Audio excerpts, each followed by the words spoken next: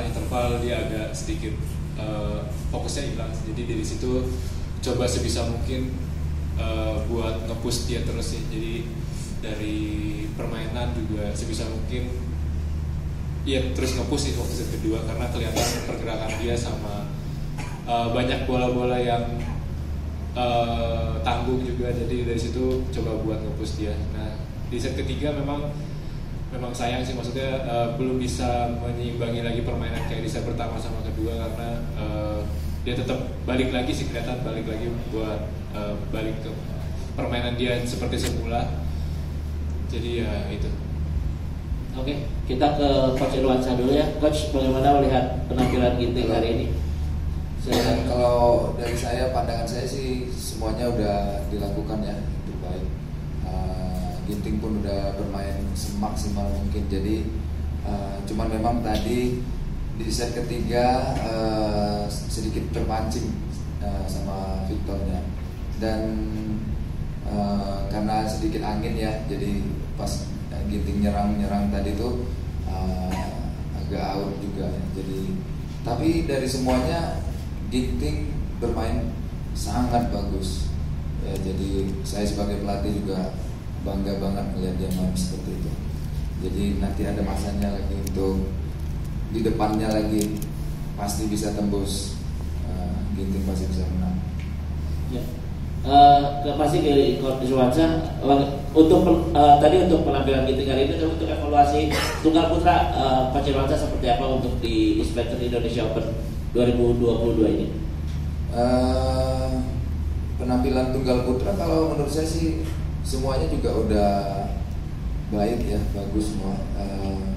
Kemarin Jonathan walaupun kalah, tapi memang sedikit kemarin itu agak ragu-ragu aja sih waktu Jonathan main. Tapi ya semuanya udah diusahakan, dia juga nggak mau kalah kan, jadi udah ngasih yang terbaik aja. Mudah-mudahan kedepannya lebih bagus. Untuk Vito gimana, Bang?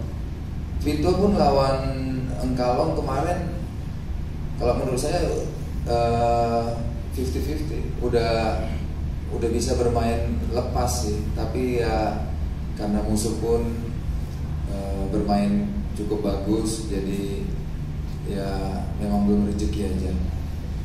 Ada pertanyaan kan Kang Bidang? Silakan Bu Wina. Ya, buat Ginting, kamu melihatnya apakah saat ini yang peta persaingan di tunggal putra Excelsen ini adalah yang terkuat gitu, karena melihat dari ranking 1 sampai 10 secara performa fisik dia yang paling kuat. Yang lain tuh mungkin kayak kamu, terus Dijia, Tikmanji itu udah mulai agak turun performanya gitu. Menurut kamu gimana? Ya menurut saya sih memang yang sempat saya bilang kemarin itu Excelsen tadi kan di deretan tunggal putra semua dia paling tinggi juga kelihatannya.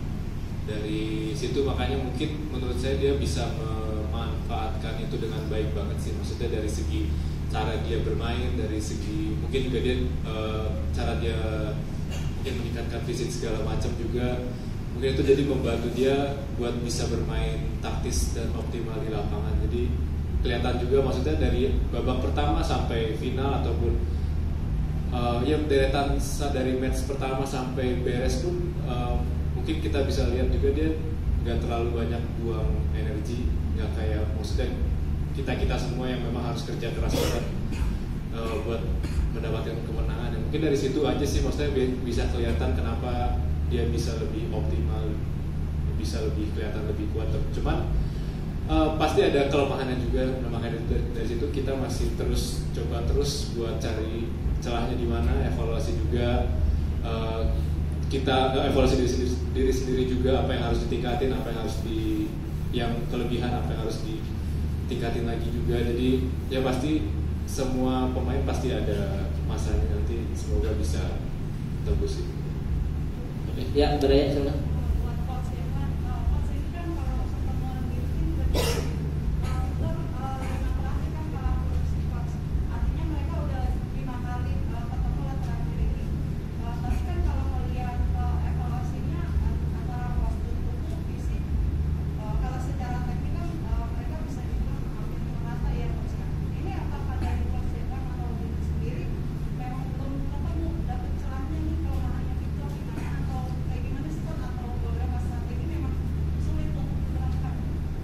Sebenarnya kalau mengenai strategi udah dibuat semua tadi, tapi karena juga Victornya lagi on fire ya. Kalau menurut saya sih yang tadi dibilang Ginting tadi, nanti bakalan bisa gitu untuk nembusnya. Sebab dari strategi yang kita udah buat udah berjalan bagus juga tadi. Tapi kan di lapangan ada angin, situasi juga ya. Jadi ya itu kedepannya insya Allah bisa. Ada lagi? Ya, Mas silakan. Tadi pas pertandingan selain faktor teknik antara kalian berdua, si Axelsen ini terlihat bisa memainkan peran mentalnya. Dari dia menolak 3 kali, saya hitung menolak untuk ganti bola, kemudian protes dengan wasit. Apakah itu mempengaruhi mental ini juga ketika bertanding? Oh nggak ada sih, karena malah saya yang duluan mulai juga tadi kan pertama buat nolak ganti bola. Mungkin dari situ kita juga ya maksudnya itu trik-trikan kita masing-masing sebagai pemain sih, gimana caranya buat bikin fokus lawan buyar. Cuman tadi ya hal biasa sih, maksudnya nolak kayak gitu, terus juga dia protes sama wasit juga. Terus malah sebenarnya kalau dia protes sama wasit ya maksudnya justru bagus juga, maksudnya mungkin siapa tahu emosi dia terpancing dan lain-lain. Cuman ya tadi nggak mau terlalu mikir ke situ, cuman lebih fokus ke strategi main aja sih. Oke. Yang tadi ada kejadian di game kedua pas 21-19, Victor kayak lari-lari gitu. Kamu nyangka itu emang out atau seperti apa, Tik? Nggak lihat. Jatuh. Iya. Oke, ada lagi bertanya? Udah cukup ya? Mau nanya lagi nggak?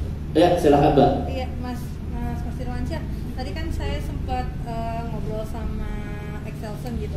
Salah satu kenapa dia bisa improve tuh karena dia punya banyak partner sparring yang dengan level yang seimbang lah gitu ya, main-main gitu.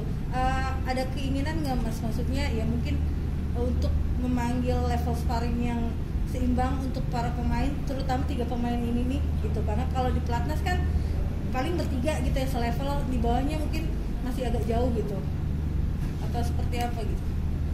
Kalau menurut saya sih nggak ada masalah ya, sebab pemain-pemain kita ini juga setingkat sama mereka sih sebenarnya. Jadi pemain-pemain muda kita pun udah mulai naik ya. Jadi kalau mengenai sparring oke aja. Kita juga nggak mau permainan mereka terus dibaca ya. Kalau sparring sama mereka sering-sering, mendingan di kejuaraan aja ketemunya.